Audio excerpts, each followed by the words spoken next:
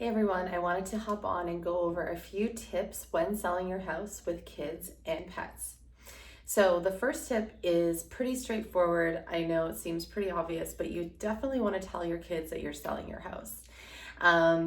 You would think, well, that's obviously the first thing I'm going to do. You'd be surprised. A lot of times, parents don't want to upset them, or they don't realize, even if they're super young, that it would be an issue and they just fail to mention it. Secondly, you want to make sure that if you do have smaller children or children on a schedule of any kind, to share that with your agent so we can allow showings to be sort of guided around those times. So if you have like nap times or bedtimes and stuff like that, we want to have that discussion kind of open from the beginning so that we're not consistently denying showings.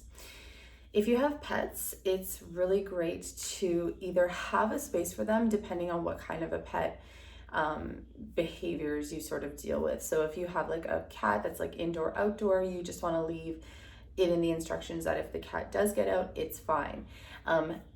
Conversely to that, if the cat gets out and they're not an outdoor cat, we want to make sure that we get that sort of, handled from the beginning, and they're not just gonna like open the door and let the cat run out.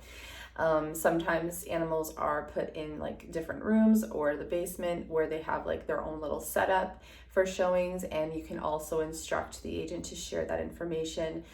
Like for example, a dog in a crate or a dog in a backyard, don't open the patio door. Cat in the basement, don't let them out of the basement, little things like that.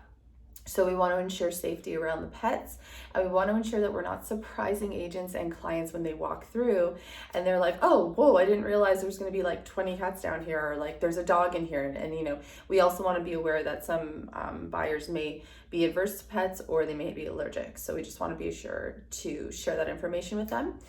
Additionally, you can schedule showings for different times of day when those pets are either like at a different place, or you can get pet sitters. You can also get childhood care, daycare, or whatever. If you can, in COVID, it might be a little bit difficult to get childcare, but that's always an option as well. And again, if there are sort of restrictions around scheduling showings, you want to just make sure that everyone's aware of those, because we can actually change the times. So if typically we do an hour showing, we can change that to a half an hour or even 15 minutes depending on the property and depending on the situation.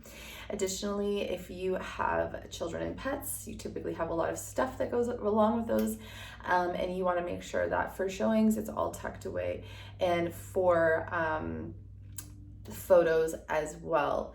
So as long as there's a high level of communication between you and your agent, what the most important thing is what would go smoothly on your end. So how can this experience be the best possible for us and for our family so that it's not too intrusive? And then how can the people showing the property, the agents and the buyers, also enjoy the experience? And so there's no sort of surprises or anything along those lines. So I actually have an article with a few more tips written in there on my website under the same title. If you need a few more tips, just go ahead and search that up. And let me know if you have any questions.